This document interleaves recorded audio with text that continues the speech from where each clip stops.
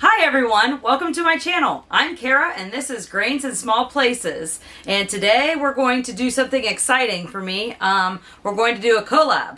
And the collaboration is going to be with Jay from Jay's To-Do List. And what we're going to do is I'm going to make a pumpkin pie and he is going to laser engrave it. So after you're done watching this video, go ahead and jump over and watch his video so you can see what it looks like when that's done. It's probably going to be pretty cool. I will leave a link in the description to his channel, and then I'll also probably put it at the end card as well so that you can go over and take a look at that. So today, let's get started on making a pumpkin pie with whole grain crust.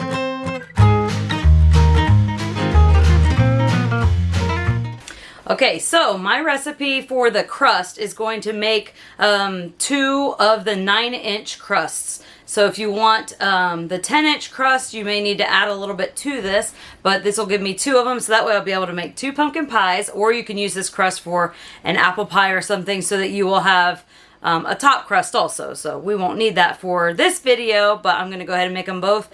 I'm going to make 1 pie for Jay's To-Do List, and I'm also going to make 1 pie for my family because I'm pretty sure they'd be pretty upset if I didn't make one for them while I was making pumpkin pies. So let's get started, and I'm going to go ahead and start grinding the wheat. Okay, so what we're going to do is we're going to weigh out about 152 grams of the soft white wheat. And then we're going to weigh out about 74 grams of the oat groats, which is a whole oat before it's been rolled. And then we're going to go ahead and mill that down to a fine flour.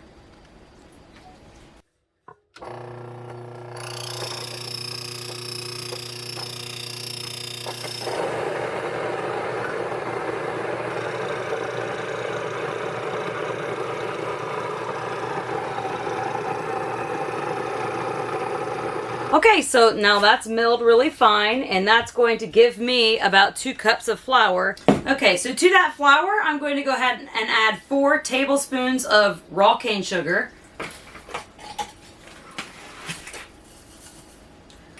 1, 2, 3,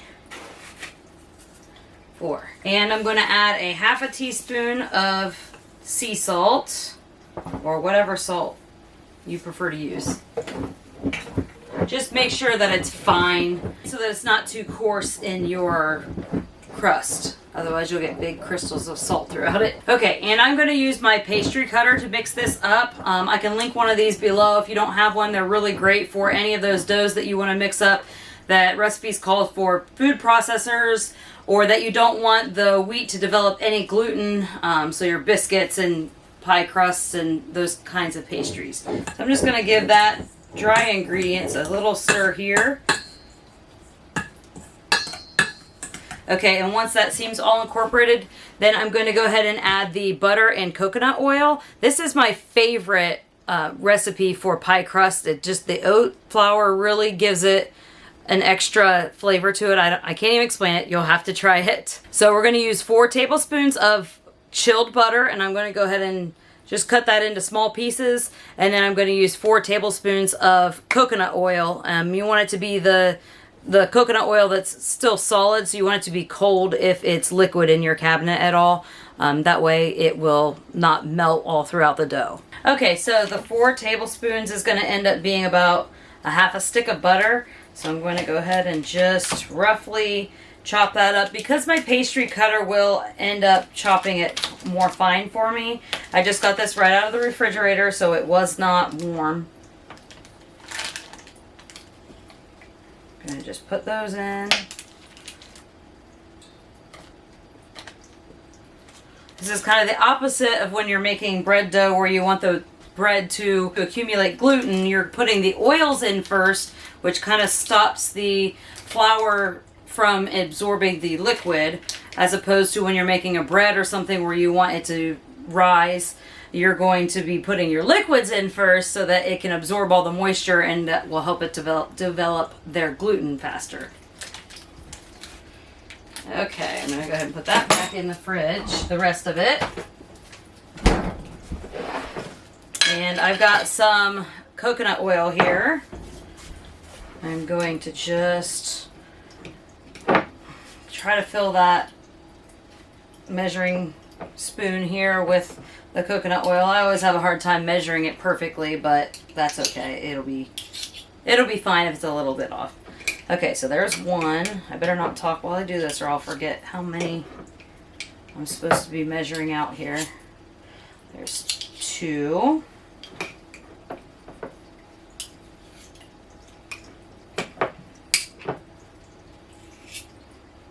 Smush that in there, and that would be 3.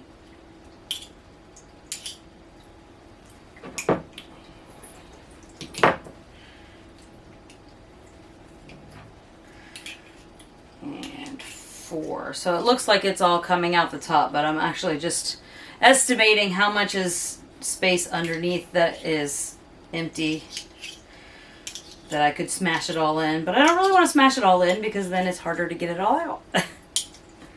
Okay, that was 4 tablespoons of coconut oil. Okay, so that's where we're at here, and I'm gonna go ahead and just use my pastry cutter to cut that all in.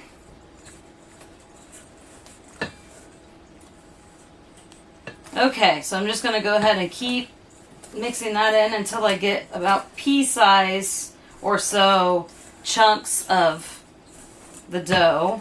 I do not want it to be all incorporated as a solid mass at this stage. Okay, so that looks good. I'll show you what I've got here. Okay, and to this I'm going to add 2 tablespoons of chilled milk, which I'm going to use our Fairlife milk because of the whole lactose sensitivity thing. If you've been following me, you've heard about that before. So that's what I'm going to use. That's what we have on hand. So 2 tablespoons of milk, 2 teaspoons of my homemade vanilla. And now I make the vanilla with vodka. And when you do use vodka in your pie crust, it helps it also to not form the gluten as much as if I used all water. It just makes the flour kind of repel itself, so it doesn't really want to turn into a solid brick. So I'm going to go ahead and use that. So since I make my vanilla with that, it adds flavor, and the vodka is useful for that. And then I'm going to probably finish it off with about 1 to 2 teaspoons of water. So here's my milk, the Fairlife milk here. I'm using the whole milk. I'm just going to kind of spread those 2 tablespoons around. Yes, I am using the same tablespoon that I used for the coconut oil, but why get another one dirty? And then here's my homemade vanilla. I'm getting low. I'm going to be making more of it. I will probably put a link to my video because hopefully it'll be out by the time this one's out. So I'm going to just take a little less than a tablespoon, and I'm just going to put that in.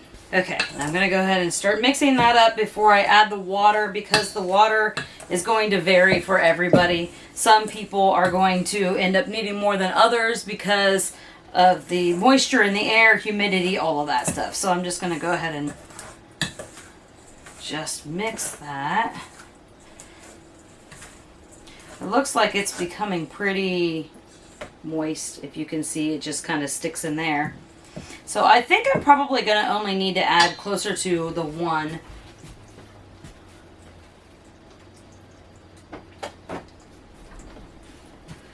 And you want to make sure it's cold water. This is straight out of my refrigerator, so it's cold and chilled. You don't want to use warm water. You can melt the butter and coconut oil. Okay.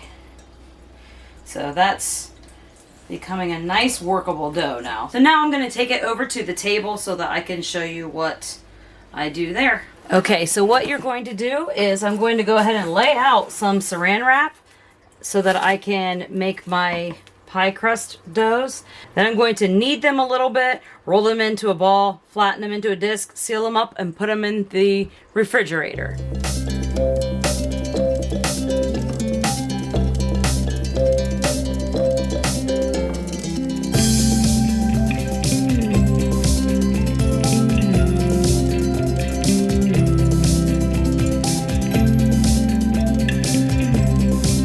I'm going to pop these in the refrigerator for about 30 minutes. Okay, so while that is chilling in the refrigerator, I'm going to go ahead and take 4 eggs and I'm going to crack them into my bowl. I'm going to make enough, like I said, for 2 pumpkin pie recipes. So if you only want to make 1, you're going to half this recipe. I'll put the recipe, I'll try to type it out in the description for you for the crust and the pie.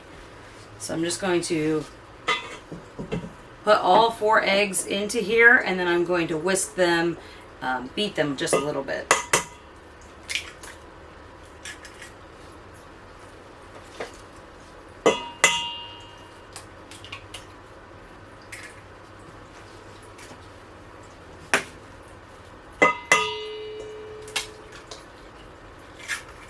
That one made a mess. Okay,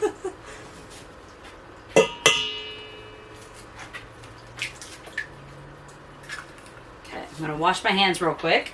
And I'm going to go ahead and grab my whisk. I'm going to use the one that has the like silicone lining. Because if I use my metal one, it'll be really loud and you won't be able to hear me at all. So I've got my 4 eggs in here. Can't see it that well. And I'm just going to beat those around.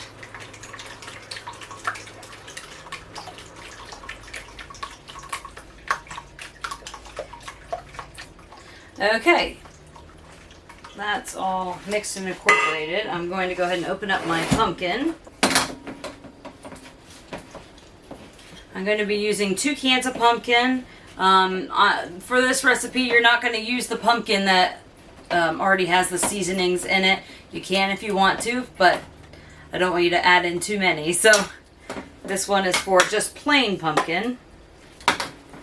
Okay, and I'm going to use 2 cans of the 15-ounce cans.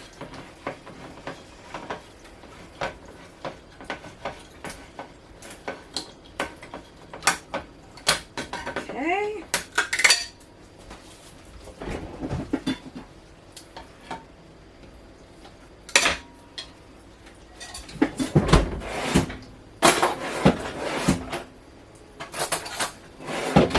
I'm going to go ahead and just scoop that on in to the egg mixture.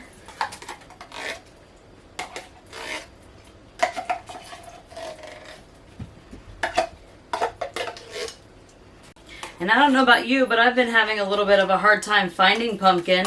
I imagine since it's becoming fall, we maybe be able to find it a little easier, but when I want to buy it off season, it's sometimes pretty difficult to find. Alright, I'm going to actually get a different... I'm going to go ahead and use my Christmas spatula. If you've been watching me, you know this is my favorite one. Alright, I'm going to mix the pumpkin just right in there with the egg. And I'm not going to promise that my pies aren't going to crack at the top because I do have that happen sometimes when I make them. Happens to me more often than it doesn't. Okay, I'm going to go ahead and add 3/4 cup of white sugar and 3/4 cup of brown sugar. Mix that in. Now my oven is only big enough to bake 1 pie at a time, so I'm going to go ahead and make the one for Jay's to-do list today, and then I'm going to save the filling and I'll bake that later on tonight, so that way I won't have to worry about trying to get them both done at the same time. Okay, and I'm going to make this with whole milk. You can make it with cream. You can use the evaporative milk, but if you've ever read the ingredients in most of the evaporated milks out on the market, I don't really like to give this to my family, plus this is the dairy we like to use. So I'm going to do a cup of milk, and then I'm going to add a little bit of fresh ground flour to that. That way it will help thicken that up. Okay, so I went ahead and milled some flour really quick. I didn't make very much. I just about a tablespoon or so of flour.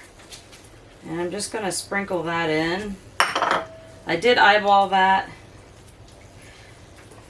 I'm going to stir everything all together. And then I can add in my seasonings. Okay, I'm going to add a little bit of my homemade vanilla. Probably about 2 teaspoons or a little more. Stir that up. And for the flour, I just want to stir it good, make sure I don't have any clumps. Same with the sugar and I guess all the ingredients. Okay, and you can use cinnamon and nutmeg and ginger and clove separately. I have a little bit left of the pumpkin pie spice that I was using in my other pumpkin video. If you want to take a look at that, I will try to put a card here and a link in the description. Okay, and I'm going to put about a half a teaspoon of some salt, just to offset some of the sugar. And I'm going to use about 2 tablespoons of pumpkin pie spice. And I'm just going to try to use this up, and I may end up having to use a mixture of them, which is fine. Okay, so I think it's all gone. I've had this for a little while. I was just trying to use it all up.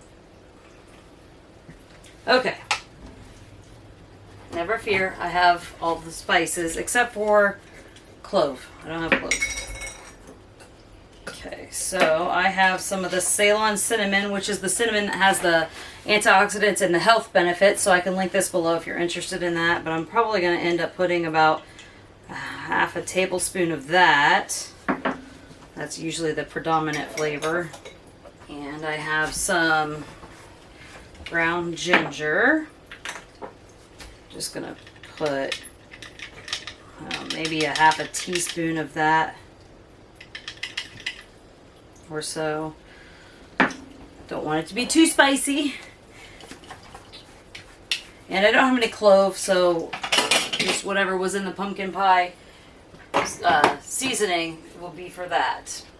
But I do have some fresh nutmeg, which the flavor of that tastes phenomenal over top of the powder anyway. Okay, I'm going to use my little zester here, and I'm just going to zest that right on in. I'm going to eyeball that one too, probably about the same amount of the ginger. Okay, that looks good. Alright, that's all going to get stirred in now.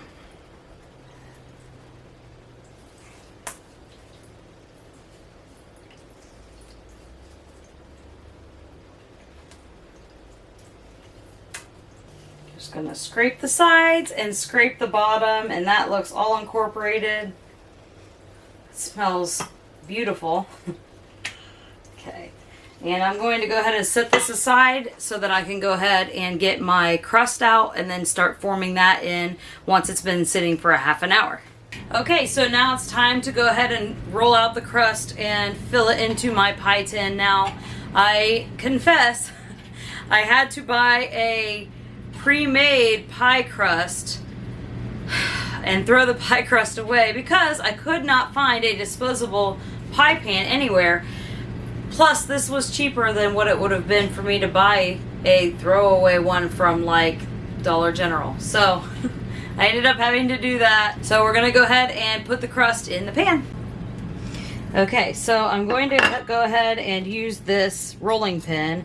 I actually found this rolling pin on Amazon, and it has all kinds of different size gauges so that you can put on the end so that you can have things rolled evenly. I actually bought this when I made a Cheez-It copycat recipes because I wanted them to be the perfect thickness, but I found it's very useful for all sorts of things, so I can link that below if you're interested as well. Okay, so I'm going to go ahead and unwrap the chilled dough. It's a lot firmer now than what it was earlier, and I'm just going to kind of roll that out. Set that aside.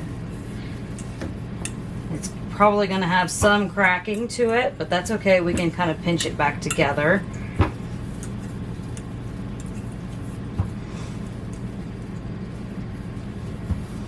So I like kind of doing this on the either parchment paper or saran wrap because it doesn't stick to the table. I can just pull it right up and flip it over on the pan.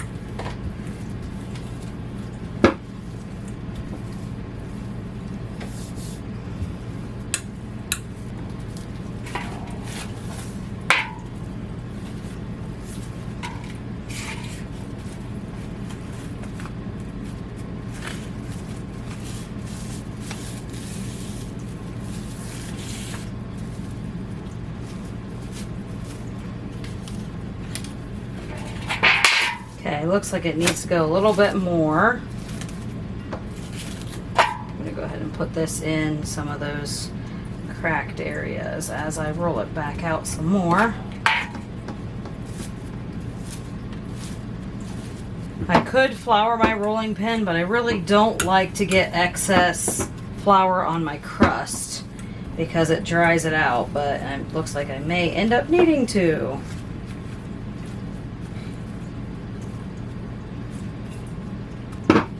Okay, let's try that again.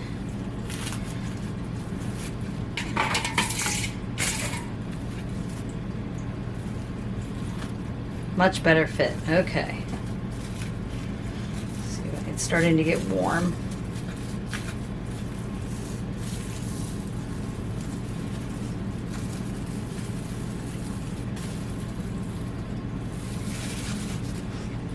Okay, so you do not want to just push this into the sides because then you're going to stretch your dough out. So you're going to just kind of lift it and then make sure it kind of lays in place where you want it to be.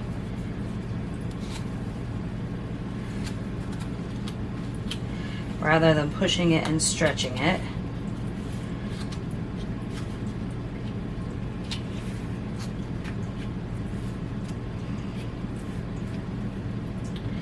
Okay, so now we're ready to go ahead and pour the filling in. I'm just going to make sure none of the cracks are any lower here, so we don't want a spillage. Let me get the filling. Okay, and then I'm actually going to preheat my oven to 425 degrees, and I'm going to do that for 15 minutes. Then I'm going to turn the temperature down to 350 degrees, and then it's going to bake for about 40 more minutes. Then we will have to cool it. So I'm going to go ahead and pour the filling in. Just eyeball about half of it.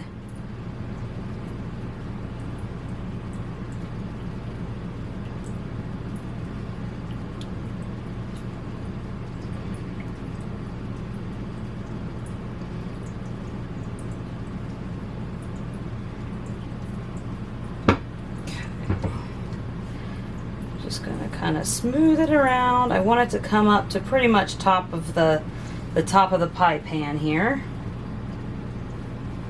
And like I said, I'm going to save that for my other recipe. So what I'm going to do here is I'm just going to do that little pinch method here. I'm not a professional pastry chef. I just love baking, and I love making things with whole grain. So as many things as I can find to do with whole grain, that's what I will do. I love to experiment with new things to see what flavor combinations are good. Got a little excess there.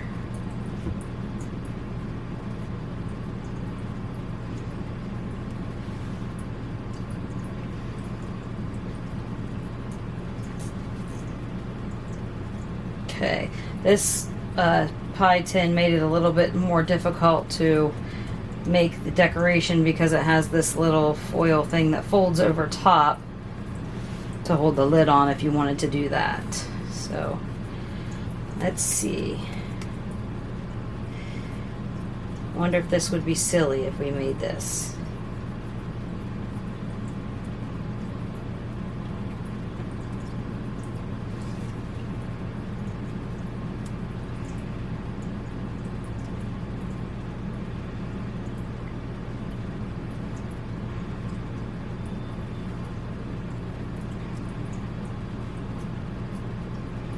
Let's do a little J for Jay's to-do list. Okay, so it's done with the first temperature, so I'm going to take it down to the 350 for 40 minutes. And of course, I'll check on it a few times. Okay, that's done, and I'm going to go ahead and preheat back to the 425 so I can bake off my second pie. I just realized that this is a 9-inch and this is a 10-inch, so I was a little short on the crust, but that's okay, no biggie.